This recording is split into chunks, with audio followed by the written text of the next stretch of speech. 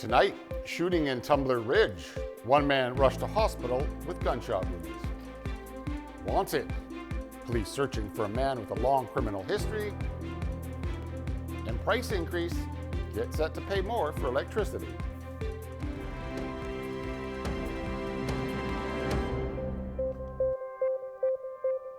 Good evening and thank you for joining us. And we begin tonight with a shooting in Tumbler Ridge that sent one man to hospital. Last Monday, police were sent to a home after a report of a disturbance. Well, when officers arrived at the scene, they heard a gunshot from inside the home. A woman came out of the residence, followed by a man who was suffering from a gunshot wound.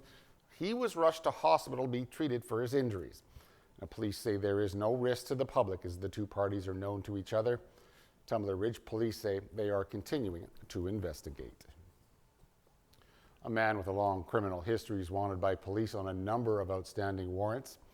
Despite being charged over 20 separate times for breaching his release order, a judge released Devin Callio on bail. Well, he's now facing 2 more counts of breach of release orders and 1 count of dangerous operation of a motor vehicle. Callio has a lengthy criminal record, including several counts of break and enter, flight from police, robbery, and firearm offenses. He's currently bound by a court-imposed curfew condition to live in Prince George. However, police say he's currently known to be breaching this condition while continuing to be in the Peace region. Callio is being described as standing 6 foot 2 inches tall, weighing approximately 200 pounds. He has black hair and brown eyes and a large tattoo under his right and left ear. He also has pockmarks on his face. And police are warning the public to not approach him. Instead, call Dawson Creek RCMP or Crime Stoppers. Northern Health issuing a warning about a telephone and email scam tonight. The health authority saying fraudsters are offering fake prizes like fire safety blankets or home inspections. The calls may involve a company using Northern Health as part of its business name.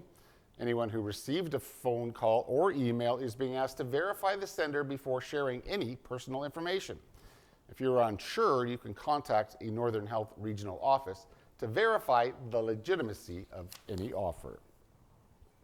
Well, tax season is here, and the Women's Resource Society in Fort St. John is once again looking to make filing easier for low-income families or low-income earners and their families. The nonprofit, in partnership with MNP, is offering a free tax clinic. It's taking place April 5th at the Healing Center on 96th Street. The society says it'll help residents maximize their tax benefits. And in order to qualify, you cannot be self-employed or filing either business or investment returns. Yearly family income must be $42,000 or less, with room for an additional $2,000 per child. Last year, the program helped 51 people file a tax return. Appointments can be made by calling the number at the bottom of your screen. The Spring Sweep Initiative is once again returning to Dawson Creek. The program brings together residents and nonprofits to clear gravel, litter, debris, and yard waste left behind by winter. The cleanup focuses on public spaces like streets and boulevards. Registration is now open for nonprofits to lend a hand and in exchange earn an honorarium to fund their cause. Seniors and people with disabilities can also now apply on the city website for free help with yard waste and gravel pickup. The cleanup schedule will depend on the spring thaw and the availability of volunteers. As the construction of the Site C Dam project wraps up, recycling and waste management have become key considerations. Now, discussions are now underway about managing waste from the demolition of the 1,700-bed work camp. The solid waste funding agreement between BC Hydro and the Peace River Regional District was reached last year. It'll see compensation for the waste generated by the project. The agreement saw initial payments of $1.45 million to the PRRD, covering waste from 2016 to 2022. However, reduced mixed waste intake and higher tipping fees have since seen that amount drop to $1.3 million. Demolition of the over 665,000 square foot camp is slated to begin in May or June. The subcontractor now looking to the PRD for sorting requirements. At this point, it's unclear what the final cost of the cleanup will be, or even if there are landfill capacity to handle all the waste. And despite the Site C Dam project coming online, you should be prepared to pay more for electricity. BC's energy minister says The hike is in response to a rising demand for power in British Columbia and economic uncertainty. Adrian Dix says the province is looking at an annual rate increase for the next 2 years of 3.75%. If approved, the price increase will take effect on April 1st. Adjusting for inflation, Adrian Dix says the cost of electricity will be the same as it was 40 years ago. With an election looming, today Conservative leader Pierre Poilievre unveiled a policy that may give his Axe the Tax campaign message a second wind. CTV's Rachel Aiello was at his announcement today and has the details on the reaction. At a steel plant in eastern Ontario, today Conservative leader Pierre Poilievre took his pledge to scrap the carbon tax a step further. A common sense, Canada First Conservative government will repeal the entire carbon tax, including the federal backstop that requires provinces impose industrial taxes. Going beyond promising to repeal the consumer carbon price, the Conservative leader said he'd remove the price on big emitters, such as the natural resource and food production sectors, to help industries being hit by U.S. President Donald Trump's tariffs. I once again say to Donald Trump, why would you go after these people? This policy pledge comes after Mark Carney, in his first act as Prime Minister, signed a directive on Friday to end the consumer carbon tax through regulations while upholding the industrial portion. It's my honor, on behalf of my colleagues, to sign this one. That move sparked heated debate over the weekend, with Conservatives questioning the photo op and process, noting the carbon pricing law has not been repealed in Parliament. Today, when asked if he still thinks keeping the tax on industrial polluters is viable amid Trump's threats, Carney suggested other nations we want to trade with want to see Canada keep it on. We have the opportunity to diversify trade. Guess what one of the requirements is to diversify trade to the European Union? Guess what one of the requirements is to diversify trade to the United Kingdom? Guess what one of the requirements will be to diversify trade to emerging Asia? Is to have a form of price on carbon. Only 4 provinces and territories apply the federal industrial carbon price: Prince Edward Island, Nunavut, Manitoba, and the Yukon. The rest operate their own carbon pricing systems. While Poilievre says he'd expand clean technology tax credits instead, analysis from the Canadian Climate Institute suggests Canada's industrial carbon pricing, if maintained, would do more than any other policy to cut emissions over the next 5 years. If you're going to eliminate the industrial carbon price, then we are going to have a major hole in our climate policy. Asked what climate targets a Conservative government would commit to, Poilievre was non-committal, saying he would treat reducing emissions as a global problem. Rachel Aiello, CTV News, just west of Hawkesbury, Ontario. And economists are expecting an upturn in Canada's inflation rate now that Ottawa's temporary tax break is over. Stats Canada will release February's inflation figures tomorrow. A series of household staples as well as alcohol and restaurant bills did not have federal sales tax from December 14th to February the 15th. And now with those taxes back on, inflation is expected to rise. The February inflation data will not reflect the direct impact of Canada's tariff war with the U.S. because that only started this month. It seems the U.S.-Canada trade war is affecting the Canadian housing market as home sales dropped significantly last month. The Canadian Real Estate Association says sales were down over 10% in February compared to the previous year, and it's the lowest level of sales since November of 2023. Real estate experts say the impact of tariffs and the uncertainty around them are to blame. Canada's new Prime Minister met with the leaders of 2 of our oldest allies today during a very busy overseas visit. And as Colton Prail reports, it marks Carney's first foreign trip since being sworn in as Prime Minister. From tarmac to tarmac, Mark Carney kicked off a whirlwind European trip this morning in Paris, stopping at Notre Dame Cathedral before a meeting with French President Emmanuel Macron. Carney's first international trip as Prime Minister is focused on trade and security, launching a new partnership with France, increasing intelligence sharing and cybersecurity.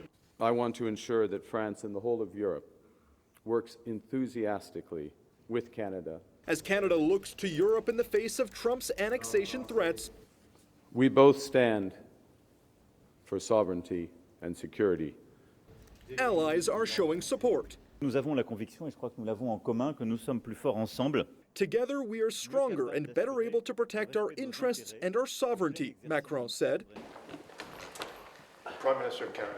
Just hours later, Carney meeting with Canada's sovereign at Buckingham Palace, before a meeting with the British Prime Minister at 10 Downing Street, who offered Canada a subtle show of support. The relationship between our two countries has always been strong. Two sovereign allies, so much in common, shared history, shared values. At home, conservatives criticizing the meetings for a lack of tangible results. We have a decade of nonstop international meetings, yet the share of our trade that goes, our exports that go to France and the UK has not budged.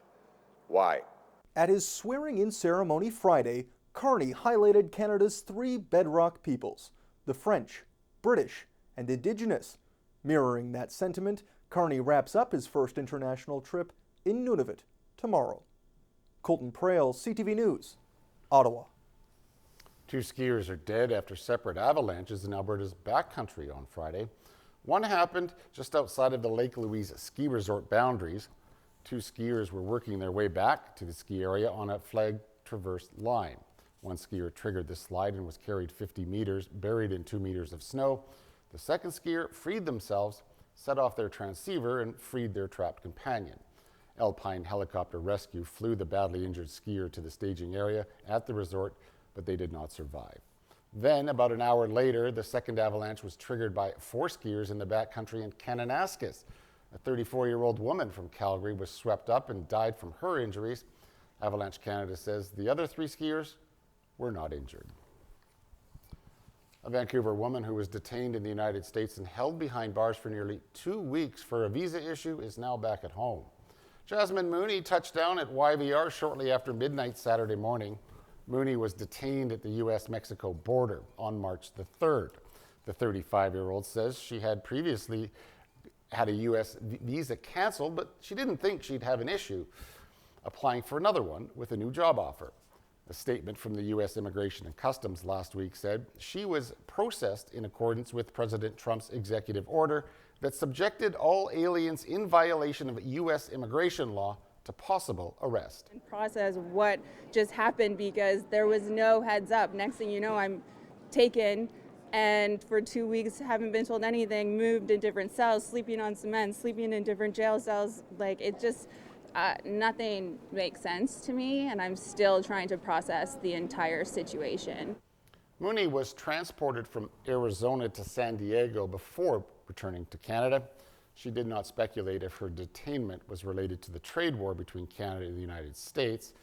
But BC Premier David Eby said last week that the story reinforces the anxiety that many Canadians are feeling about the strained relationship between our two countries. The United Kingdom says a significant number of countries are ready to provide troops in Ukraine if there is a peace deal with Russia. Britain and France have led efforts for a peacekeeping plan after Americans began talks to press for an agreement. Donald Trump will speak with his Russian counterpart tomorrow. The U.S. president wants Vladimir Putin to support a 30-day American ceasefire proposal that Ukraine accepted last week. Regarding possible concessions, Trump said they will be talking about land, power plants, and dividing up certain assets. Ukraine's president has said he sees a good chance to end the war, but Volodymyr Zelensky has insisted the sovereignty of his country is not negotiable and that Russia must surrender the territory that it has already seized. 2 NASA astronauts stuck on the International Space Station for 9 months will begin their long-awaited journey home tonight. Suni Williams and Butch Wilmore are set to undock from the orbiting lab at 10:05 p.m. The veteran astronauts, along with 2 other crew members, are scheduled to splash down off the Florida coast at 2:57 p.m. tomorrow. Wilmore and Williams are returning to Earth after a replacement crew arrived at the space station on Saturday. They were only supposed to be up there for about a week, but their Boeing Starliner capsule experienced several problems, and that prompted NASA to declare it too risky to use for the flight home. And it's St. Patrick's Day today, a day where you can wear green and celebrate the luck of the Irish. 500,000 spectators lined the streets of Dublin, Ireland to take in Ireland's National St. Patrick's Day Parade. Massive floats, performers, and marching bands from all across the world were part of the big event today in the Irish capital. Now, it could be argued that no city in North America, at least, celebrates St. Patrick's Day as well as Chicago. Every year, the city dyes the Chicago River green. Thousands descend on the downtown court to watch in honor of St. Patrick's Day. Well, since 1962, the Plumbers Union have been pouring 40 pounds of dye into the river each year to turn it that shocking emerald shade of green. Chicago has the largest Irish-American population in the United States, and police issuing a reminder that if you are out celebrating tonight, please do not drink and drive. All right, stay tuned. I'll be right back with weather, but as we head to break, here's a look at today's closing market numbers.